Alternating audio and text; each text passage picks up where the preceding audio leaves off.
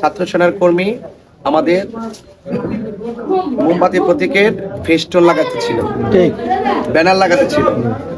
তাকে আমাদের প্রতিপক্ষ তাকে আঘাত করেছে, তাকে প্রচারণের বাধা দিয়েছে। ঠিক আমি মনে করি স্বাধীন রাষ্ট্রে কাহারও বাক স্বাধীনতায় আঘাত করে নির্বাচনে যে রুটম্যাপ তৈরি হয়েছে তাদের বাধা বিপত্তিতে জনগণের আকাঙ্ক্ষার রুটম্যাপটি ব্যাহত হয়ে সামাজিক বিঘ্ন ঘটার সম্ভাবনা ছিল।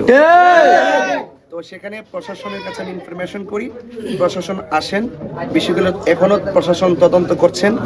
এবং আমি এতটুকু দেশবাসীর উদ্দেশ্যে বলতে চাই, এই হলো আমাদের শিপন আশেকের রাসূল। এবং আমাদের সবচেয়ে বড় ক্রেডিট হলো আমরা কাউকে ডিস্টার্ব করি না, আমরা কারো প্রচারণের বাধা দেই না। আমি পরিষ্কার আজকে ছাতি আইনে আমাদের সকল পীর মাশায়েখগণ আজকে আসছেন, আমিও তাকে দেখতে আসছি এবং নির্বাচনের প্রচারের অংশ হিসেবে আমরা একটি পথসভা করব।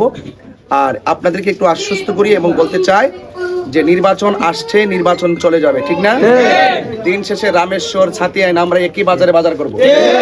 তো রাজনৈতিক প্রতিহিংসায় যেন কেউ কে বাধা দিয়ে সামাজিক বিঘ্নতা না ঘটায় এবং যেন মনের দূরত্ব তৈরি না করি, ঠিক আছে কিনা?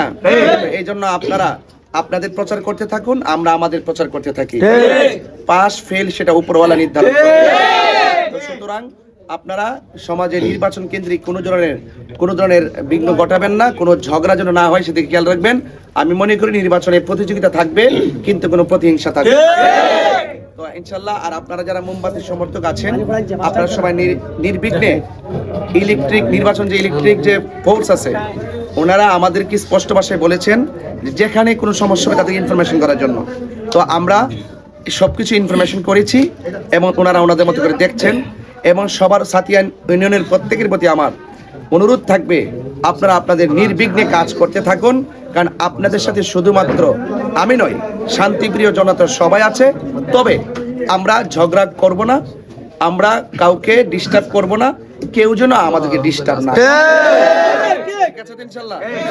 সবাই আমার তার জন্য শিপনের জন্য দোয়া করবেন এবং আমাদের সবাইকে যেন আল্লাহ পাক ভালো রাখে, সুস্থ রাখে, সকলে বলে আমিন।